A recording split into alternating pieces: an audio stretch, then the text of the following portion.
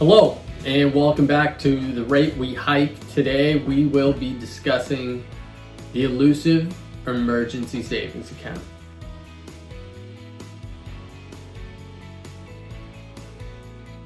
My name is Mike Shanley, financial advisor with Walnut Peak Financial Consulting, and today we will be discussing what I think it's got to be one of the more common investment principles that I think, the general public is aware of. Obviously, that's setting aside, money in case of emergencies. I think, certainly one of the more common emergencies that people think of in terms of, the emergency savings account would be a loss of a job for an extended period of time.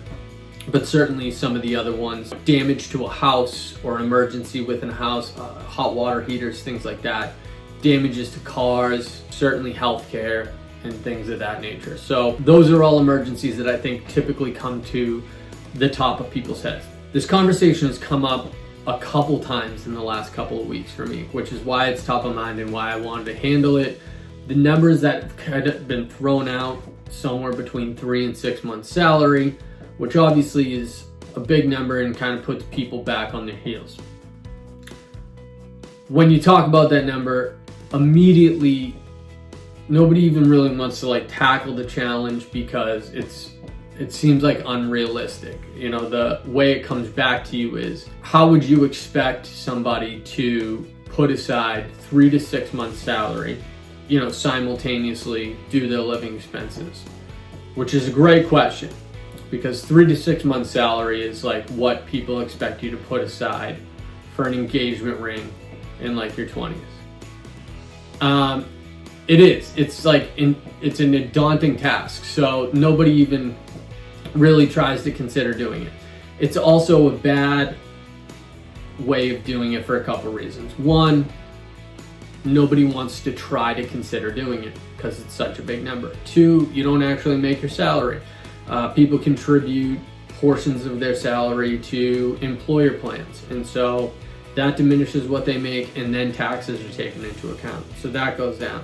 And then lastly, no matter what you make, it doesn't really take into account what your outgoing flows are as far as expenses and things like that, and so that makes it a lot more hard to manage what you'll be able to put towards an emergency savings account afterwards. So putting together an emergency savings account becomes very challenging. According to the Federal Reserve's most recent survey of consumer finance, the median balance for an American is $5,300 across checking, savings, and money market accounts. So it's not very good. That'll get you out of a small emergency, but not a very big one. So what's a better way to do it? A better way to do it is find out what your actual income is and what your actual expenses are. So actual income would be obviously after contributions toward workplace plans and then after taxes.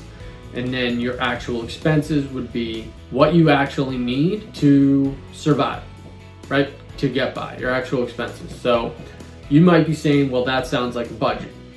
Mainly because I'm asking you to build a budget. I think most people are under the impression they have a budget. They have a list of bills that come in, they pay those bills, what's left they put towards credit cards, and good, they handled everything. The problem with that is a lot of situations, they don't even pay their credit cards off in full. I feel very confident saying that because all you have to do is look at credit card debt across the country. So that's not an actual budget. For an emergency savings to work, you need to budget in paying yourself.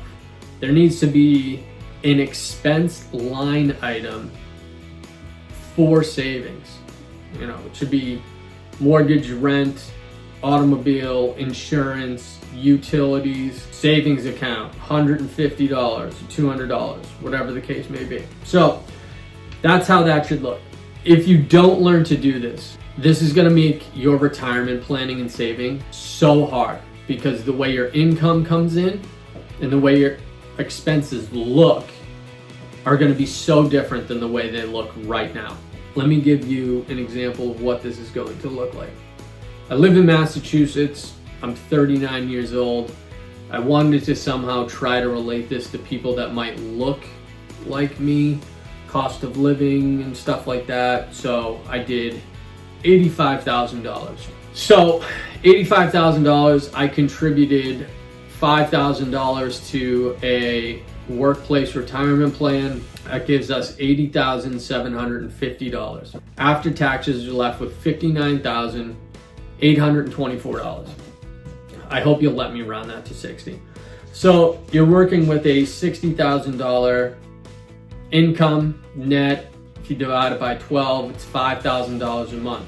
Depending on where you live, if you're in Boston, you probably get an apartment for $2,500. That's 50% of your net income. General rule of thumb is 28% of your gross income is what you should be living by.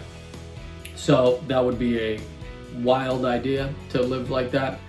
I'm sure people do it, but better rule of thumb would try to be get a place in the suburbs, live for $1,500 a month. You would have $3,500 to knock out your expenses. Responsible car, responsible utilities, buy your groceries, make lunch at home. Some people call them sacrifices, other people call them compromises. So this is how you're supposed to build out a budget. After you build this out, I am putting up on the screen 2 pages from my client brochure. This is a retirement planning brochure. These 2 pages are just for the budget. Use the brochure however you would like. Simultaneously, you can also take the last 6 months of your credit card statements. Sounds like a lot. I said it would be time consuming, but you can go in and you can go line by line, take all your credit card line items, do restaurants, do entertainment, travel, and things like that. Those are all variable numbers that you may or may not need. And you can figure out what percentage of that you can eliminate. If you can eliminate a good portion of that, or even half of that, that stuff can go towards your emergency savings account. And from there, you'll be able to start to build up not only a savings account, but maybe some additional extra to the side. From here, I just want to let you know that I will be putting a link into the description so that you can have the brochure. I will also put in a link to my calendar so that you can connect with me and I can walk you through this a little bit more specifically. There's some other things that you can do, like setting up one account just for your bills. You can change your utility bills so that all of the months are the same as far as the payments go. The utility company can set that up, and that way you know exactly how much you're going to pay every month and you're not guessing. So those are little things that we can set up on a call or talk about on a call to make making your payments easier. Also, I will, as always, include the links for Facebook and LinkedIn. Hit the notification bell, hit the subscribe button, and we will talk to you next time. Talk to you soon.